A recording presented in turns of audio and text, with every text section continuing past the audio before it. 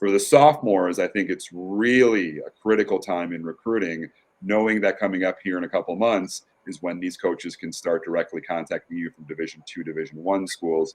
So this next 3 to 6 month window for the sophomore class, in my opinion, is pivotal. Yeah, this is the turning point for recruiting. June 15th after sophomore year for the vast majority of sports. That's the date when college coaches can start making phone calls, can start emailing you, can start having actual conversations with you.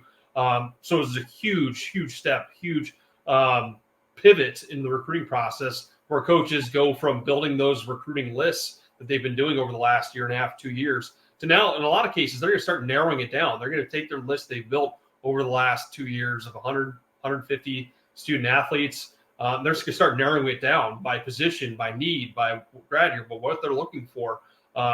People talk a lot about camps, and camps are a great thing to be doing in your sophomore year and this upcoming summer headed into your junior year. But the last thing is as a student athlete, as a family, that you want to be doing is spending tens of thousands of dollars going to every camp in the country, just hoping that a coach is going to happen to see you at one of those and then not get anything out of it. So if you're going to be looking into camps, do your research. Make sure it's coaches that are following you, that are viewing you, that have seen you before, have identified you as a prospect, that it seems like there may be some interest.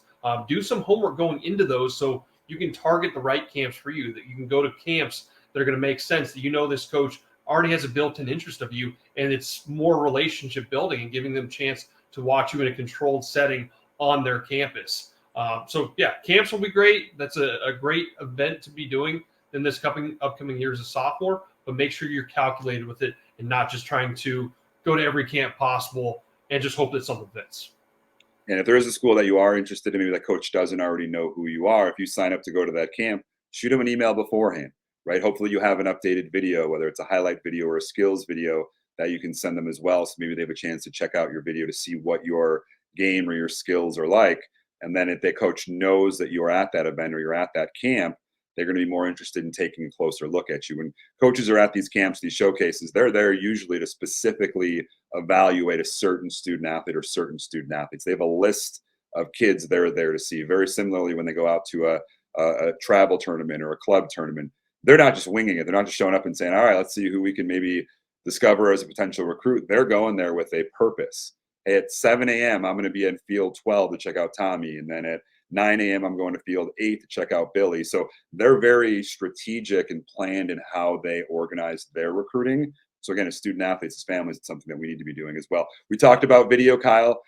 Certainly, if you don't have a video by the time you're a sophomore, it's really important to do. So whether it's your upcoming season, whether you just finished a season, something that you definitely want to get together is have that video. Because again, when coaches are in our network and they're just looking at these profiles, they need to evaluate a student athlete. So I think video is an important piece of the sophomore year as well.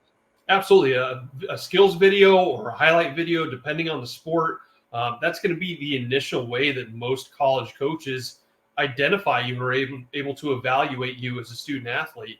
Again, they're not typically going out to these tournaments or showcases or even camps for that matter, trying to just evaluate and identify players. It would be very difficult for them to do so when you go to a tournament and there might be 100 teams there. There might be 1,000 players out there playing on 10 or 15 different fields or 100 different courts. We're talking basketball or volleyball. They can't just go out and say, well, I'm hopefully going to find someone I want to take a look at here today.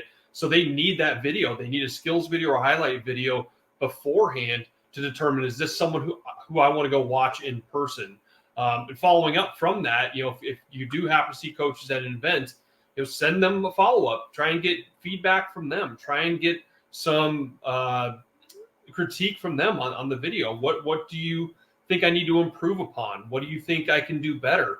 That's the way you kind of start a dialogue, but it's going to be initially with that video.